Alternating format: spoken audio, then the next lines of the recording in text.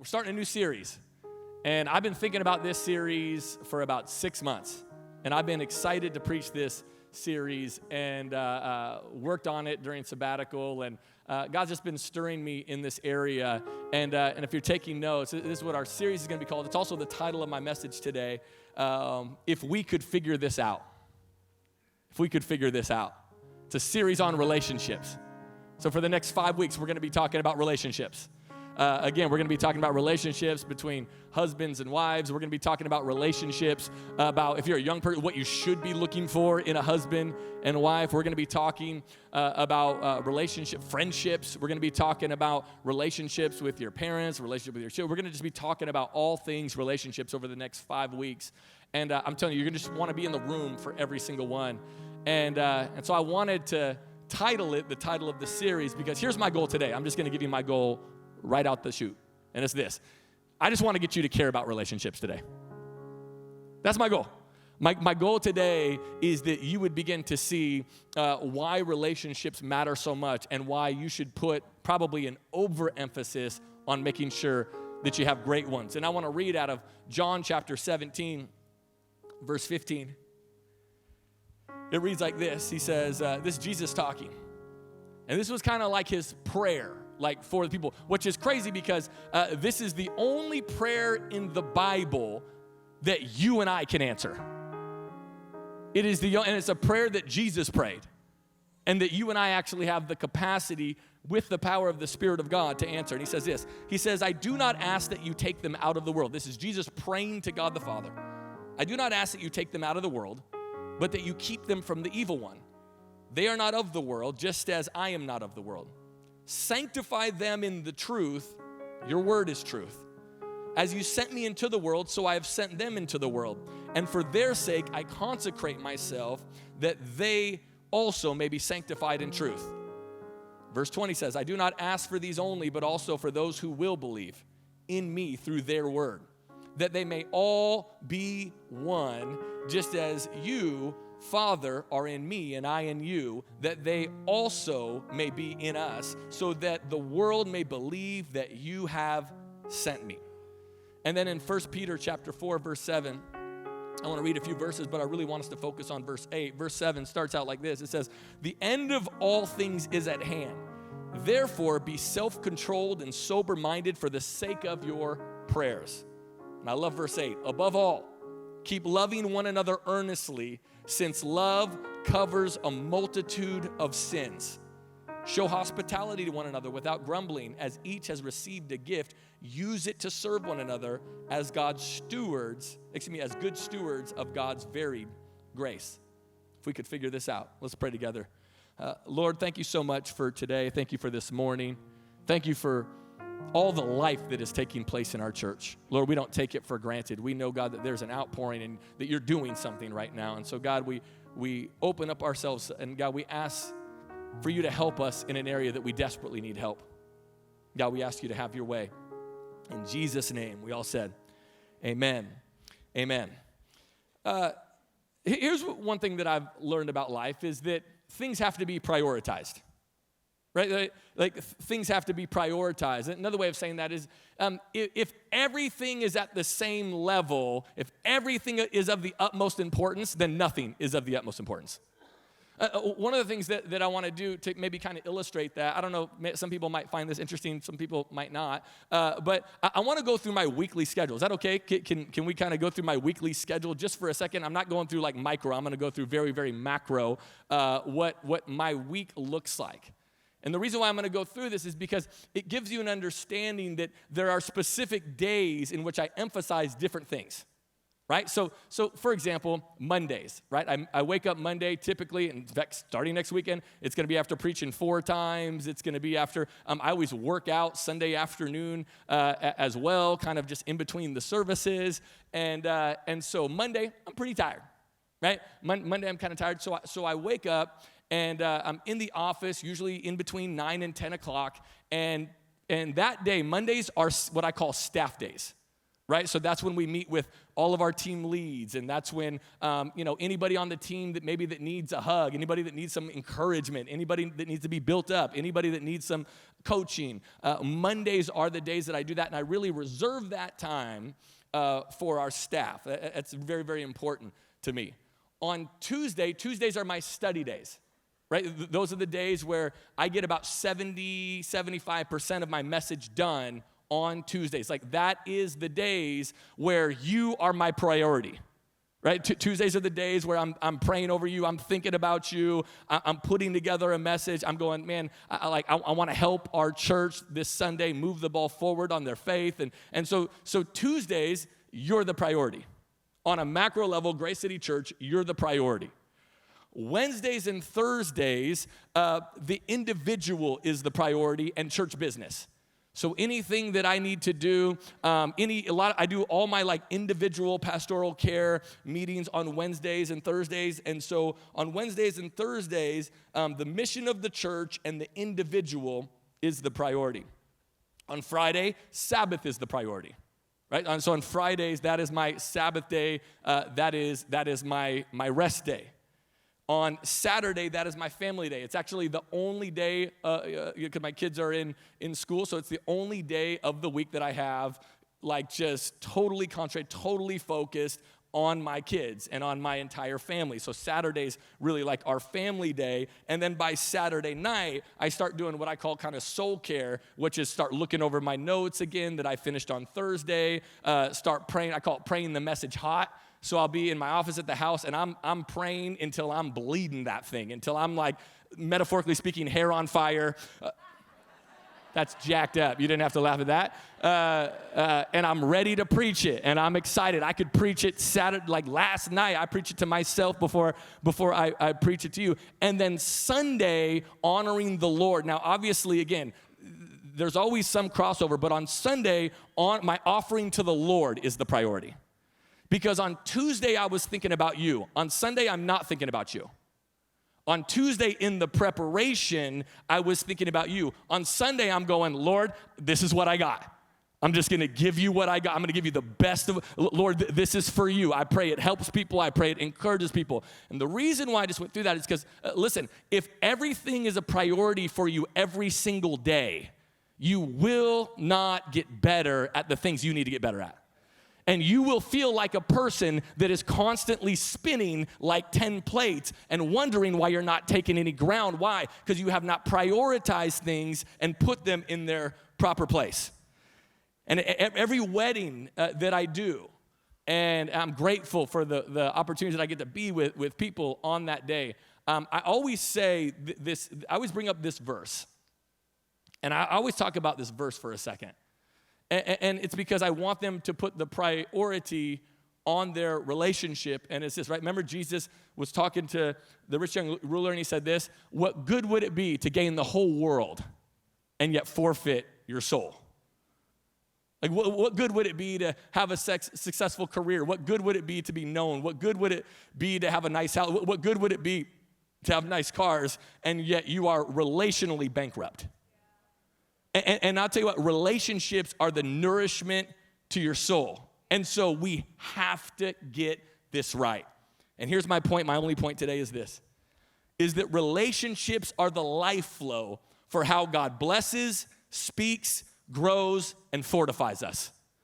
Relationships are the life flow for how God blesses. You keep praying, God bless me, God bless me, God. You want to know how God blesses you? Through people. That's how God blesses you. Sometimes we want to be blessed and have a train wreck of relationships. That's not the way it works, right? Relationships are the life flow for how God blesses, for how God speaks to us. Lord, speak to me. Right, you just got great counsel from a godly friend at Starbucks last week, and you're still crying out for God to speak to you. He did speak to you. Right? Relationships are the life flow for how God blesses, speaks, how he grows us. Oh, man. Sometimes, I wish it wasn't my friend. Sometimes I wish it was God correcting me.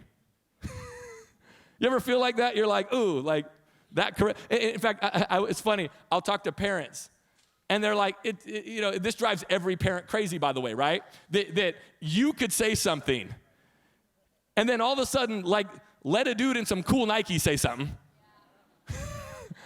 And your kid's like, oh man, I was just thinking, I can't believe what, like I've been telling you that for 15 years, bro. Been saying the same thing, Pastor Ed. Been saying, Marcos has a cool haircut, who cares? I've been telling you the same stuff he's been telling you. Why? Because sometimes it's just like, oh man, I want to hear it from God. Well, no, God uses people to grow us, and then God uses people to fortify us, which is to make us solid. He uses people to hem us in. He uses people to keep us on track.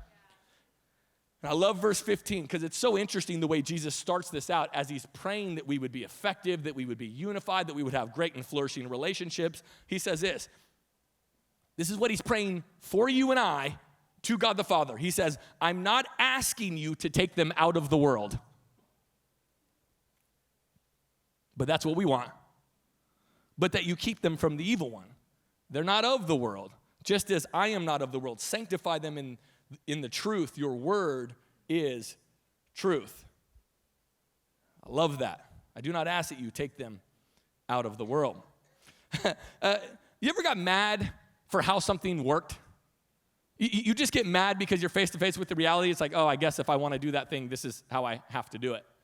I remember the second church I worked at. We pastored in Maryland right out of college, and then we moved to the Seattle area, kind of back to my home church. And I went on staff at this church called Puyallup Foursquare with my pastor, still one of my pastors today, and just loving to pieces. And I worked, and Christina was on that staff as well. And I worked with like 3 or 4 people that were pastors' kids. Right? It was an amazing staff, just an incredibly impressive staff. And I worked with Christina, and Christina was a pastor's kid. And I worked with a guy named Chad Veach, who was a pastor's kid. Chad's actually going to be here preaching with us in October. And so I worked with Chad. Chad was a pastor's kid. I worked with another guy named Mark Wymore. I worked with all these like pastor's kids. And I hated it. I hated every second of it. And the thing that I hated about it is they just knew stuff I didn't know about the church game. They just knew stuff. Like they knew how to do things. They knew how to get their way in church life. They knew how to get bigger budgets from our pastor Roger. They just knew stuff. And I was this kid, at that time I'd been saved 5 or 6 years. And so I was still relatively new to this, and just everything they touched worked, and everything they did worked, and they got bigger and they just kind of had like favor, and they had all these massive budgets, and I'm like, I hate pastors' kids. Because I felt like they knew all the secrets and they knew all the stuff, and I felt like I was at a disadvantage. And what I was basically mad at, I was just mad at how it worked. I was just mad at how things were ordered. And I could complain and get frustrated, or I could learn the game. And so I decided I'm going to learn the game. And it took me a little while, but eventually I learned the game. I learned how to play the game. And you can get frustrated about the fact that the quality of your life will be determined by the quality of your relationships, or you can get better relationships. Because that is true. The quality of your life will be determined by the quality of your relationships. The quality of your life will be determined by the quality of your relationships. And that can drive you crazy, and you can get mad about that, and you can say, well, what if they do something and I didn't even do it? Or how come no, it's easy for them, or it's easy for them, or I had this disadvantage. You can get mad about it, and you'll be frustrated your whole life. Or you can figure it out and go, maybe I have to get better at relationships. Maybe I need to work on this a little bit. And when I say work on this, I mean really work on it. Don't just fake and pretend. I think we've gotten really good at faking and pretending like we're working on relationships that we're not working on. I remember meeting with this couple one time. And this is what they said. We were having a conversation, and they were pretty much done. They were pretty much done. They were like, we're getting divorced. We're pretty much done. And this is, I'll never forget this. One of the husband in the relationship said, we've been working at this for 20 years, and I'm just exhausted. We've been working at this for 20 years, and I'm just done. And I don't always say the best stuff in pastoral care meetings because, to be honest, it's not my gift. It's not my gift. It's like Christina in mathematics. It's not my gift. And this is what I said. I said, you haven't been working on this for 20 years. You haven't. there's no way you've been working on this for 20 years and you're still inept the way that you are. Because think about this. How good would you be if you've been working on anything for 20 years? Come on, if you were like, I've been working on this foreign language and I like practice like for an hour, 2 hours a week, every week for the last one, how good would you be at that foreign language? If you've worked at anything for 20 years, you would be really, really good. I said, no. You haven't been working on it for 20 years. You got married 20 years ago. Those are two different things. And I think sometimes we just want credit for the try. We want credit for like just being around. We want credit. It's like golf. Golf is a very difficult sport. You don't just get good at golf because you started at golf. You're like, man, I've been golfing for 20 years. No, you bought some clubs 20 years ago on your birthday. Relationships are the same way. You actually have to work on them. This is why when we talk about, for married people, this is why when I'm talking about things like date nights, that's not, what is that? That's working on your relationship, right? When we talk about things like counseling, what is that? That's working on your relationship. It's not just coexisting with each other. And I'm telling you, man, we got to be careful that we don't pretend that we're trying. We got to be careful that we're actually going for it and that we're actually trying and we're actually working on our relationships, because you can only succeed in a game that you are willing to play as long as necessary to get proficient at. What if all of us in this room, all of us watch online, just made a decision to say, I am going to stay in this relationship that God has given me, whether it's with my kids, with my spouse, with this friend that is a covenant type of friend, and I am in this relationship, and I'm going to stay until I'm proficient. I'm going to stay till I know how to do this. I'm going to stay until I figure this out a little bit. Because here's what you need to know. Jesus said it right here. I don't ask that you take them out of the world. Jesus didn't come to remove us from every disagreeable and difficult situation. He didn't come to take you out of every difficult circumstance and every difficult situation. He came to strengthen you within it. See, the disciples had a mission to discharge, and it was important to Jesus that he said, hey, you cannot discharge this mission if you do not stay together. You are not going to be able to do what I've called you to do without great relationships. Now, Jesus did ask for protection while we do it, and that is good news. But we got to be careful of the God just wants me to be happy approach. Yeah, God doesn't just want you to be happy. God wants you to be happy in the things that he has called you to. Right? God just doesn't want you to be happy doing anything. He wants you to be happy in forgiving. He wants you to be happy as you care for your kids. He wants you to be happy as you reconcile relationships with friends. He wants you to be happy when you sacrifice. He wants you to be happy doing the things that he has set for you to do. He tells them this. He says, hey, they're not of this world. If you're a follower of Jesus, you don't have an out. You are to have a different nature. Right? We no longer have a heart of stone. We have a heart of flesh. Right? So we are to have a different nature. It says that we are to be sanctified by his word. What does it mean to be sanctified? It means to be separate or to set apart. And then in verse 18, right? So he says, hey, you're not going to have an easy out. I'm not going to pull you out of every disagreeable situation. You're going to have to get good at relationships. In verse 18, he says, as you have sent me, Lord, into the world, so I'm sending them into the world. And for their sake, I consecrate myself that they also may be sanctified in truth. He says, I do not ask for these only.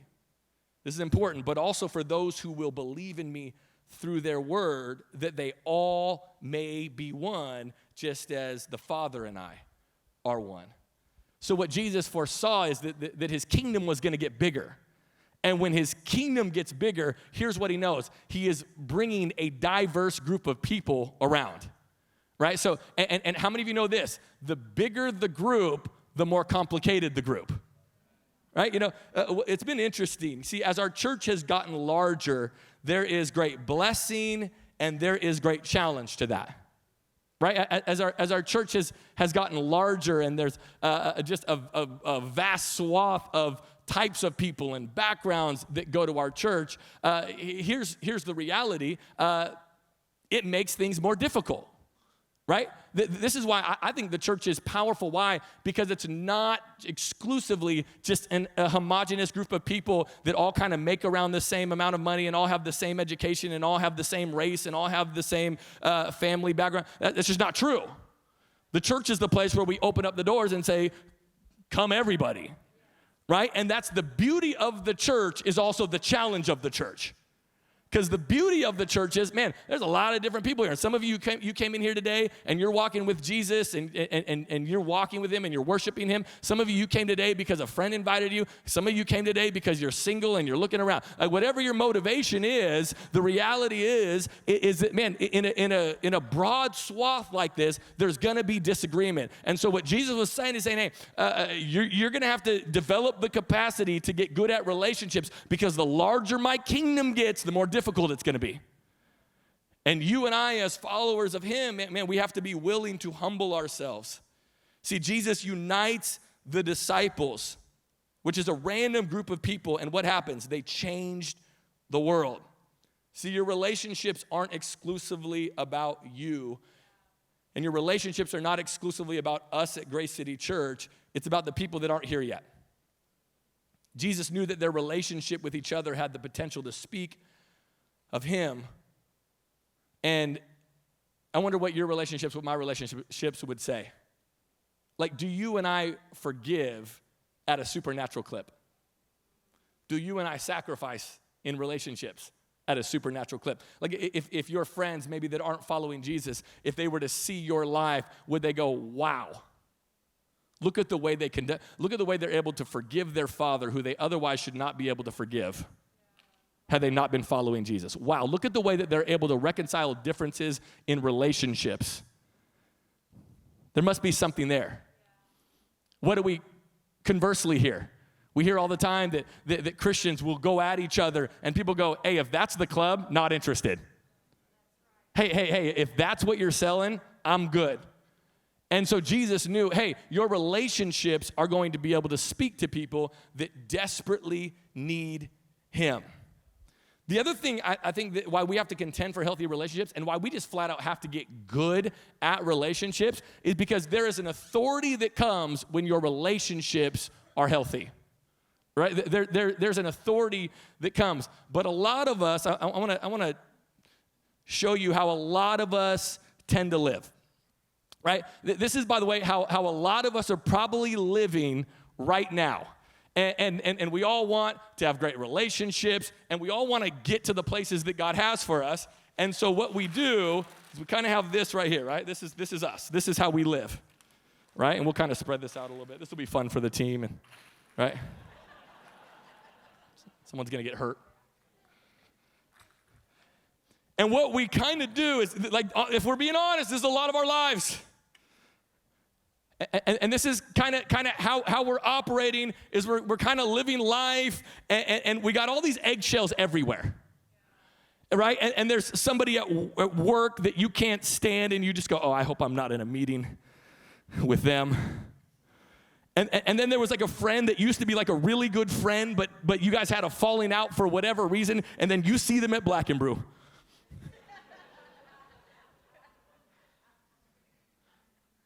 Or you're over at the Cobb and you do one of these.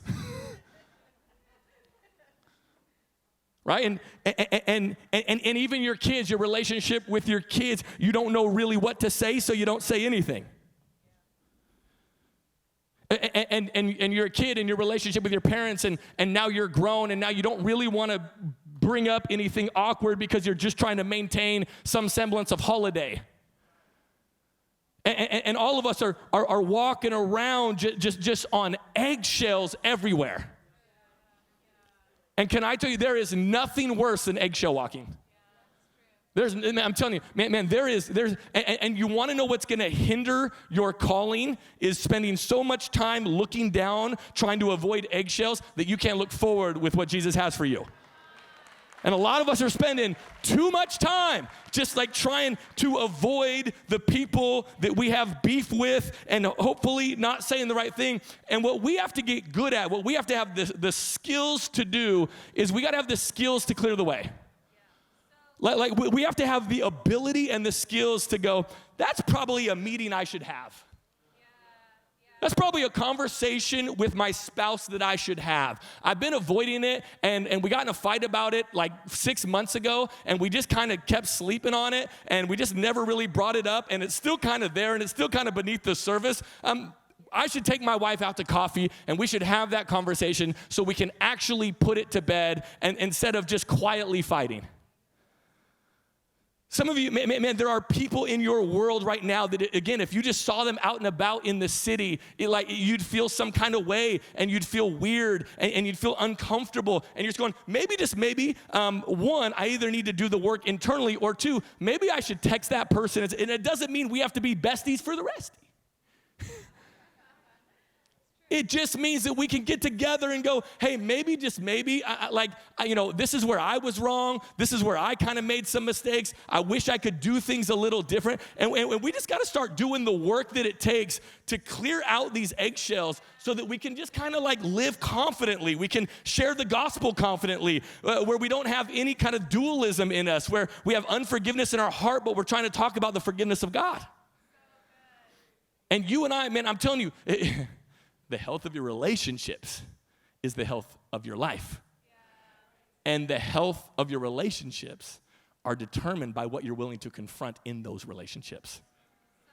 And so you and I, man, we just got to get better because, listen, none of us are escaping difficult conversations with people we love. None of us. We all have them. I go through this all the time. Like when we were just out in Washington State, having conversations with my dad. What am I doing? I'm just doing this. Yeah. And if you're like, man, I'm just tired of doing this, then have fun with unhealthy relationships. Yeah. If you're just like, oh, I've been doing this forever. No, you haven't. Yeah. You haven't. You got married 20 years ago. You haven't been doing this for 20 years. Because it would be impossible to have a bad relationship if you've been doing this for 20 years. And so you and I got to have this posture that says, God, I just want to be great. I want to be great at relationships. And so long as it's up to me, I want to forgive. So long as it's up to me, man, I want to have a clear conscience. And this has been something that I've had to practice in my life time and time and time and time again, because I just have come to the conclusion, I'm not walking around my city feeling weird around anybody. I'm not worried about seeing anybody. Yeah. I don't feel weird around any conversation. Why? Because I just want the freedom that comes when you're walking healthy relationally. I want the freedom that comes to go, oh man, I kind of wronged this person. I should probably double back with that. Or man, I felt wronged by this person. I need to own what I can own so that we can have a healthy conversation. And let's just see what happens. Jesus makes his plea for them to do this. Why? Because he knows that people's salvations are hanging in the balance. You will not be able to do the things that God has called you to do walking on eggshells. You won't be able to do it. Yeah. And then Peter brings this into the equation. I want to have the team come up because I love this. It says this. He says, the end of all things is at hand. Therefore, be self-controlled and sober-minded for the sake of your prayers. And I love this. It says, above all, keep loving one another earnestly. And this is something we got to get in our spirit. This verse right here. Since love covers a multitude of sins. You know what you and I...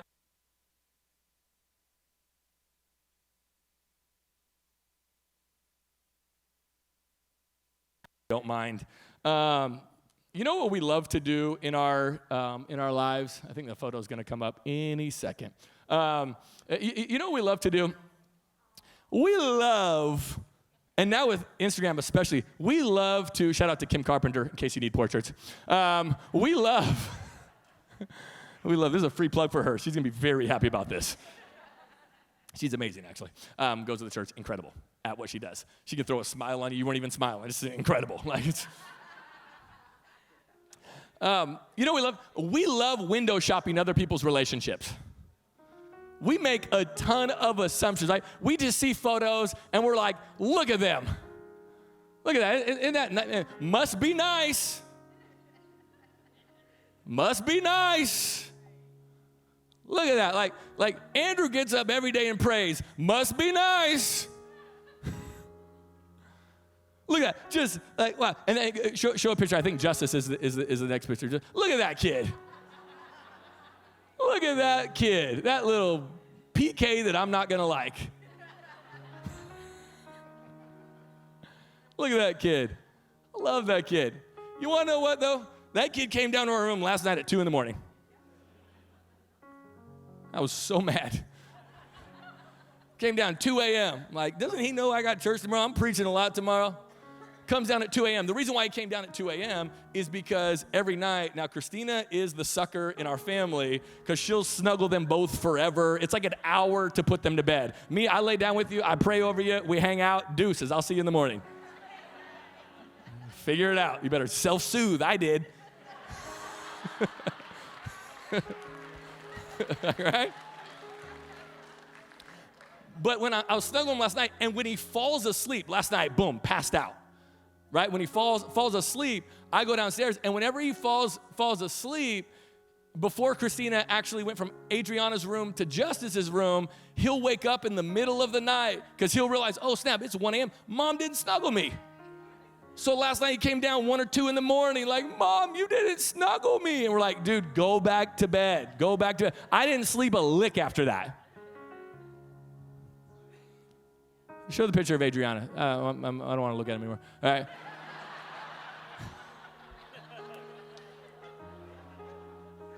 It's my guy. Look at that. Are you kidding me?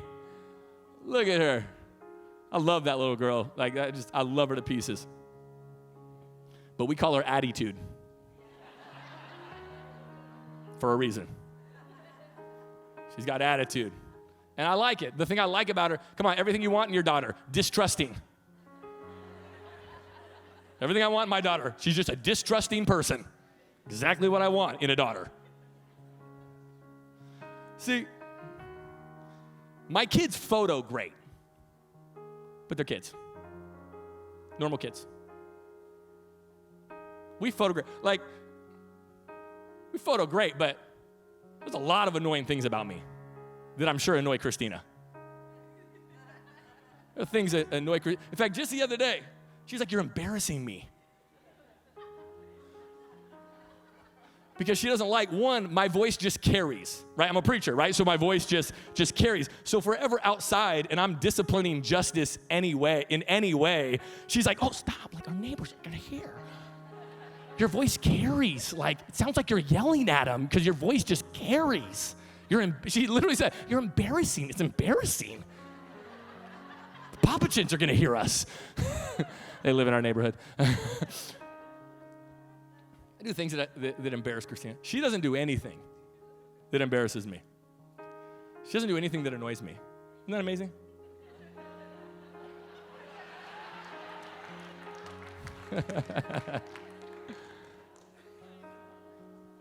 My point is this. We're all just people, man. None of us is playing with a full deck. We're all sinful, broken, hurting people. And some of us are just a little further down the road with reconciling the hurt and reconciling the brokenness and moving forward and going, hey, I can either complain about my imperfect children, I can complain about my imperfect spouse, I can complain about my imperfect this and my imperfect that, or I can say, no, I'm going to use the broom and I'm going to sweep the eggshells away. And I'm going to be the kind of person that I'm not going to window shop other people's life. I'm not going to window shop other people's relationship. Look at their kids, the way they just pose. You don't want to know how long it took to get them to pose like that?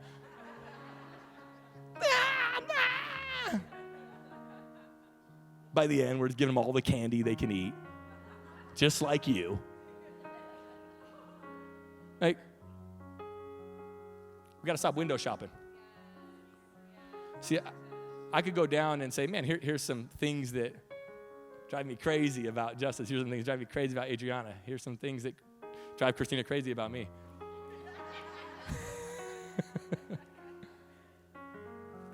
We could go down the list, but you know what? Love covers a multitude of sins. So when you're motivated and driven by love, you just love covers a multitude of sins. And you're like, man, I'm married to imperfect people. I'm married to broken people. I'm raising broken kids. Their father is a broken man. Sinful man just trying to figure it out, but just love covers a multitude of sins. And my prayer for you is this, and we're going to take this journey over the next 4 weeks, and we're going to talk about some of our specific relationships, but I just want you to care. And I just want you to understand that the flow of our relationships is going to determine how God speaks to us and how God uses us. And I think it's time for you and I to stop settling for eggshell walking. Stop eggshell walking in your friendships. Stop eggshell walking in your marriages. Stop eggshell walking with your parents. Stop eggshell walking with your coworkers. Just it's time to stop so that you can have the inner confidence that is necessary to do what God has called you to do. Come on, Grace City, can we stand to our feet?